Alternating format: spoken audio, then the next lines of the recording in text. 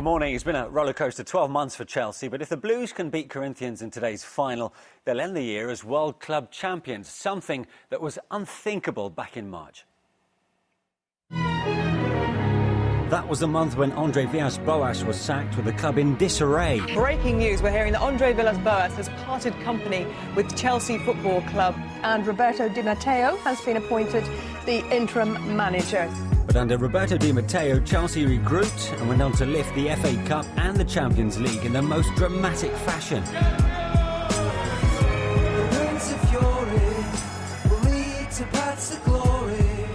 Come on, Didier, and he's won it! Chelsea are champions of Europe. They started this season in fine style, but a loss of form and an early exit from the Champions League saw Di Matteo lose his job in November and Rafa Benitez appointed as interim manager to a mixed reception. Rafa Benitez is officially welcomed to Stamford Bridge and booed by Chelsea fans.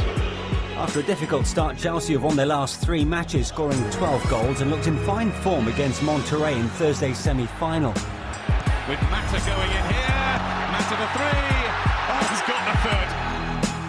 Oh, unreal. Their opponents, Corinthians, won this competition back in 2000, beating fellow Brazilians Vasco da Gama in the final. They will have plenty of support out in Japan for today's game and brushed aside African champions Al Ahly in their semi on Wednesday.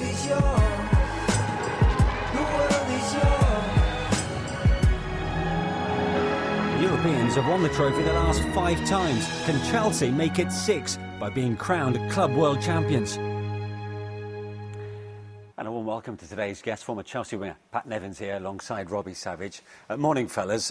So here we are then. Rafa could win his first trophy as Chelsea interim manager. Less than a month in charge against Corinthians, South Americans who take this tournament particularly seriously. It's set up brilliantly, isn't it?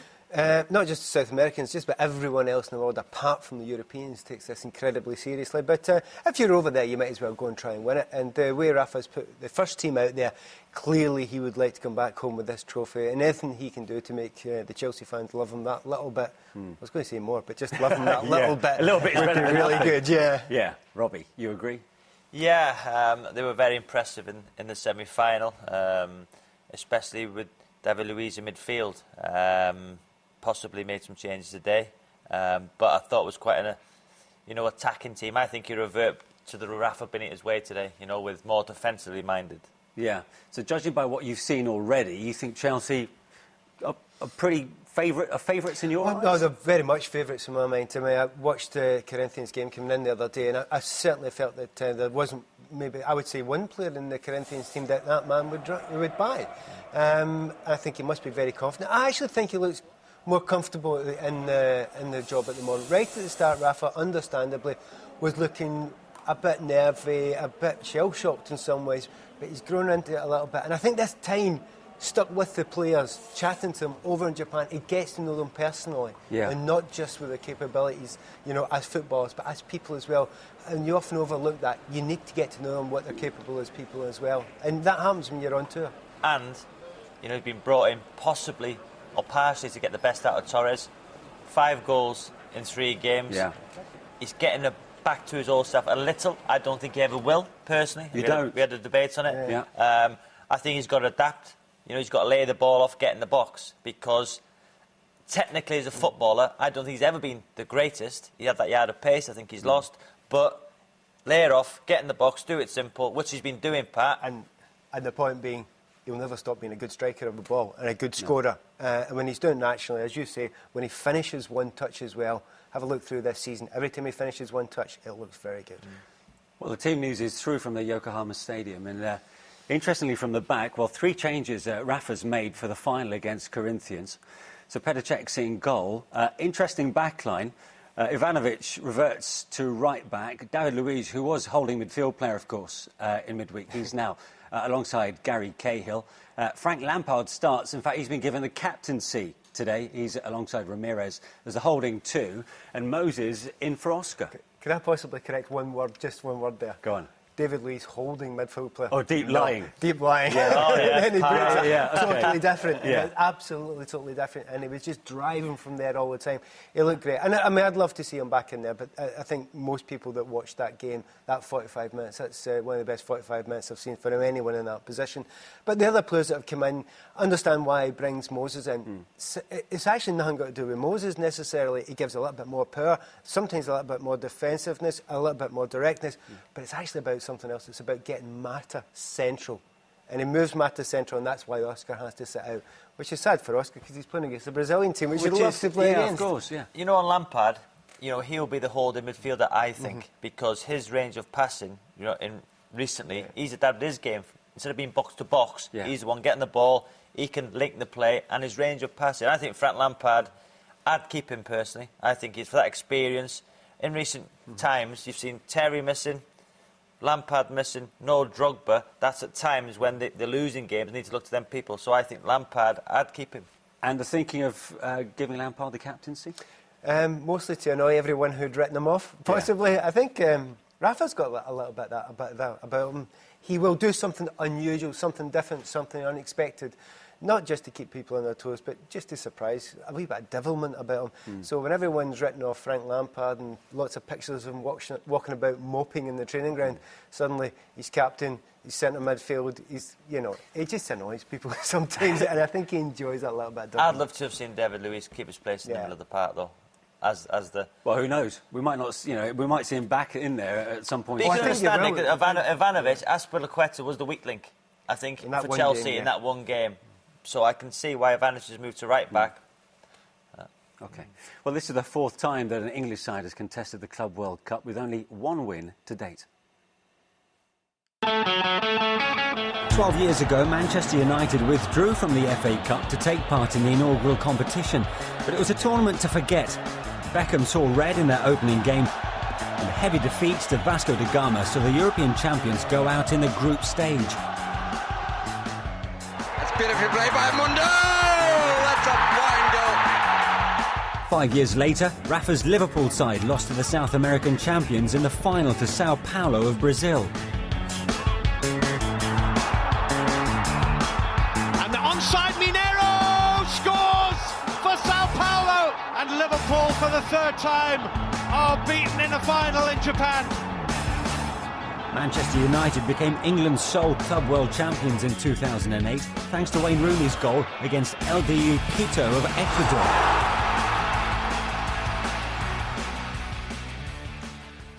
Well, it's fair to say European sides have dominated this tournament over the last 5 years. Almost flies in the face of what we said at the top of the programme, really. Well, no, what I suggest is the teams want to win it, the European teams, and by the way, they're stronger. Number one, that's the most important thing. But I think maybe, less so the Europeans, maybe so the British media haven't taken it as seriously as... Well, certainly the English media doesn't take it as seriously as the Brazilian media, and that's the case. But, if you get into this sort of final, I mean, if you're a Barcelona, you'll take it seriously. Of course. And if you're one of the South American players that are playing for the likes of Real Madrid or Barcelona, whoever, you will take it seriously because you love to win this competition, as David Luiz, etc., said they want to. Yeah, and obviously for the tournament organisers, you always want to see the bigger teams, the best teams to win it, the bigger names to score. No better example than, of course, last year with Barcelona scoring twice through Messi. And the two goals from Messi were absolutely...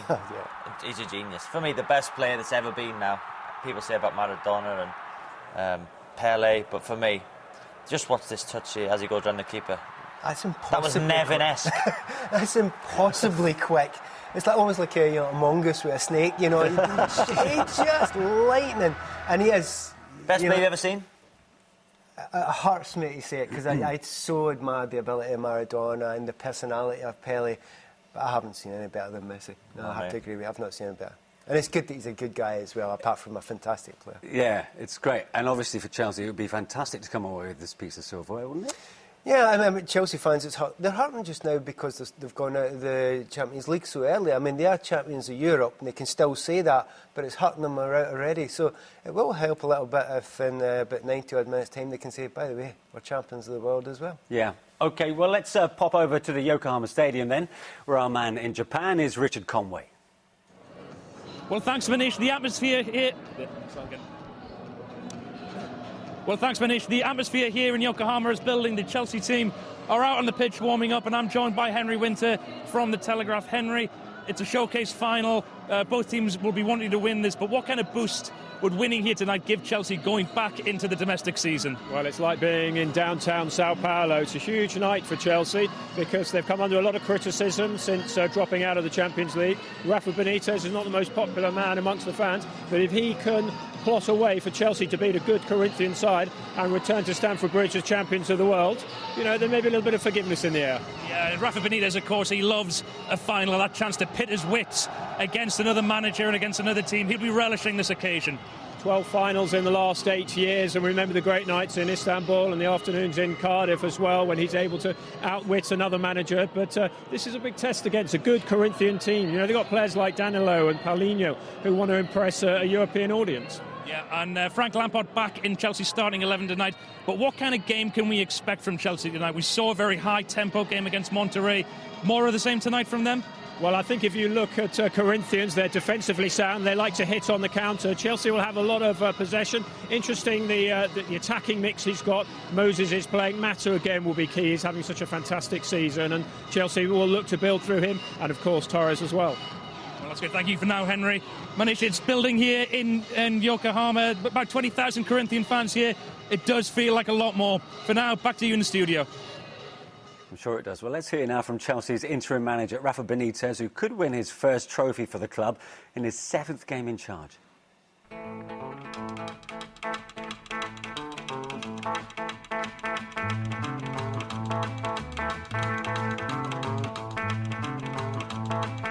I was waiting for a top side, and then you have this chance. And still we have 5 trophies, obviously not the Champions League, but the Europa League.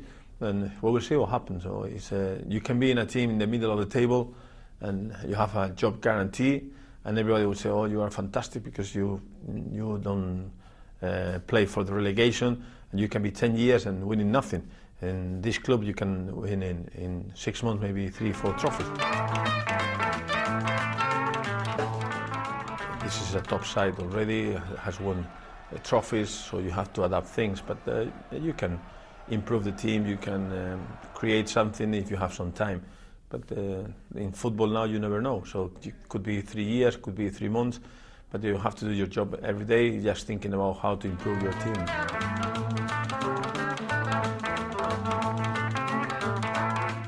I think every time, every day, every week, maybe the number of fans will change, so it's easy to say fans now, but obviously after the improvement of the team, the way that we play, the style that we have, I think that a lot of fans will say, listen, maybe we were too hard, and then we have to give him the chance to bring the confidence back to the team and even the fans. I am sure that the fans, what they want is to win, and my idea is very clear. I want to win every game, the fans, they want to win every game, so it's easier for us to win together.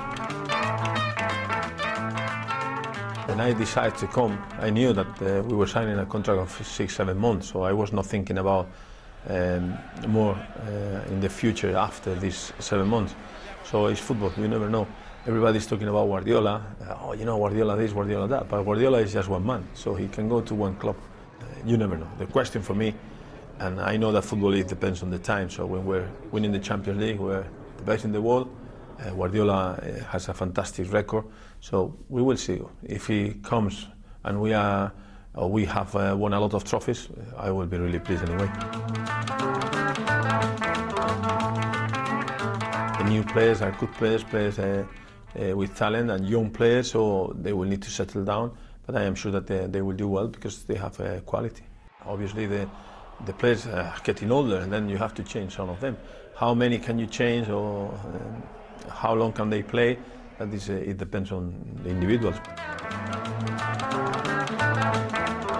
When you see one of your players, it doesn't matter the name, scoring goals, you are really pleased. But if it's a player like Fernando that I signed for Liverpool, and he was really good for us, so you are even pleased. No, you say pleased? Yeah.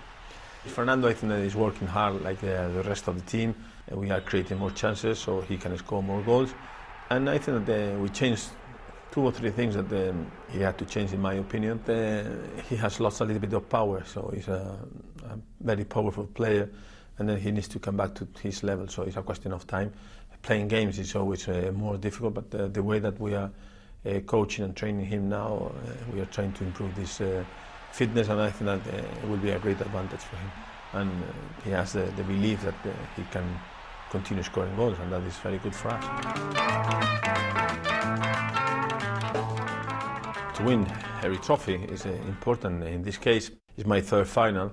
I think it's a good record, so always you try, if you're in the final, you have to win the final. So it will be important because Corinthians is a tough team to play against, so I think that it's a very well-organized team. They have some good players.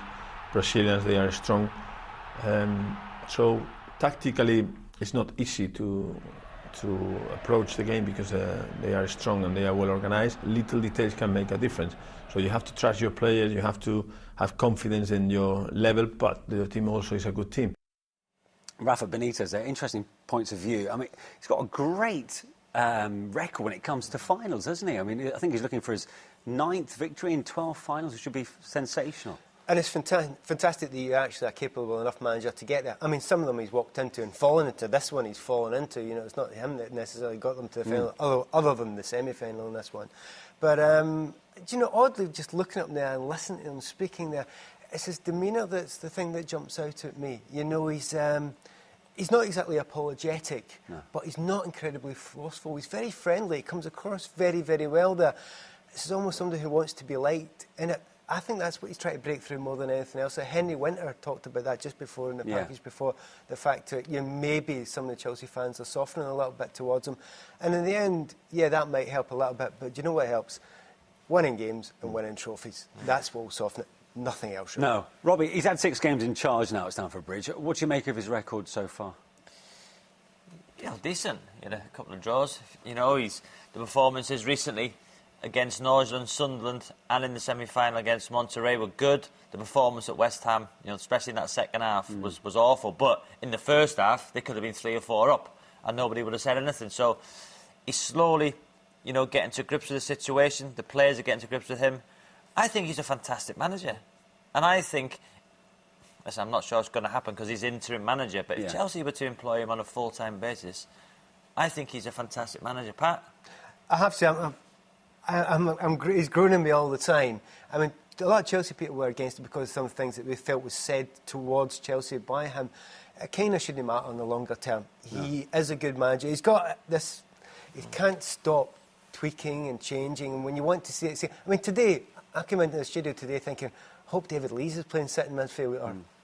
Holding midfield. Holding midfield. Deep lying midfield, Pat. Well, thinking about 4 different ways we can actually explain it. But in actual fact, he moves them back. And that's very, very typical of what Rafa does. He does keep his players on their toes, doesn't he? I mean, it's something he's often done, even obviously at Liverpool. Yeah, and that can be A, a good thing, but B, a bad thing. Because if you feel you're playing really well, I don't know many players that if you're playing really well, you know, 3 or 4 games in a row, and you think, oh, I'm in a great run, dropped. You think, oh, for goodness sake, how do I keep going here? Yeah. Well, if you're just coming in, you're just coming to hear Pat talk about the teams. Well, let's reiterate for you then what Rafa's gone with in the final today. 3 changes in all.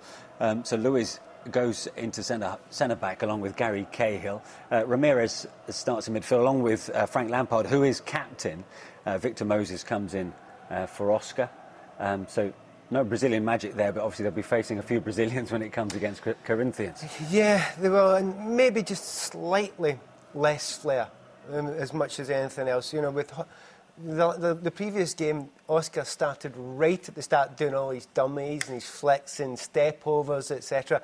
And that was very Brazilian, very South American. And they really enjoyed playing the game. And to us, we enjoyed watching it in the studio here.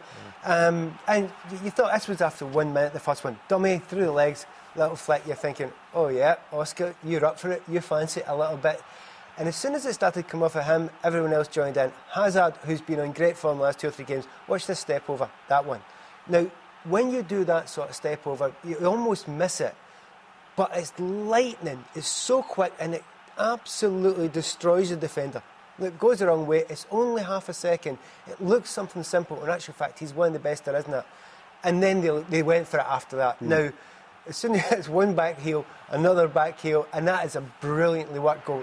Let's be fair, that's Samba football, isn't it? Coming from Chelsea. And it's a joy to watch there. Now, to be honest, there was part of me was thinking, are you overdoing it a little bit? You ain't won the game yet.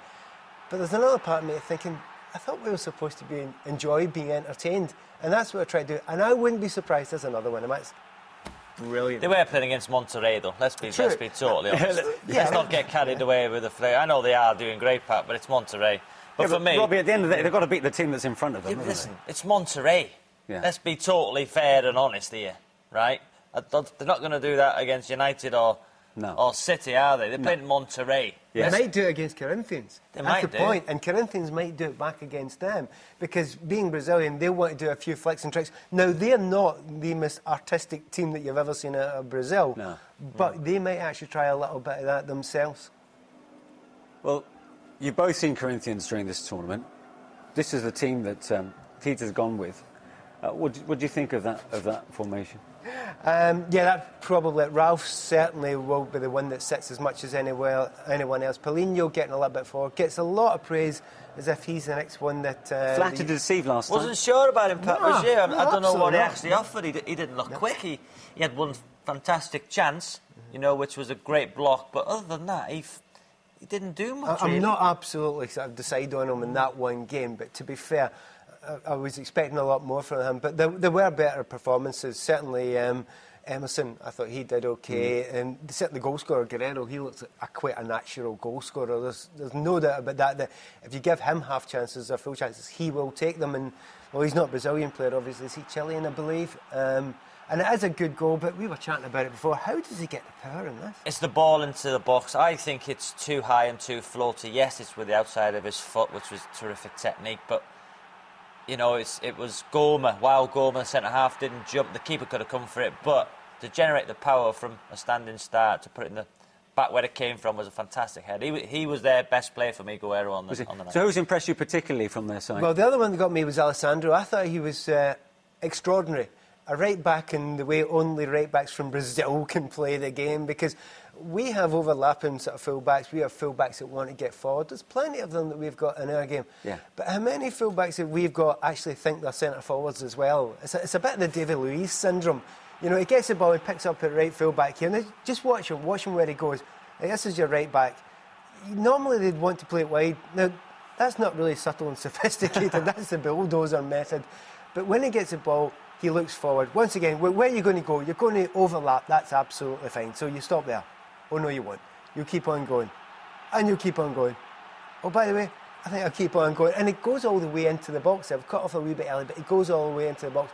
Same again, 1-2. Like the way he actually underlaps as opposed to overlaps. That's very, very tough. There's where he's aiming.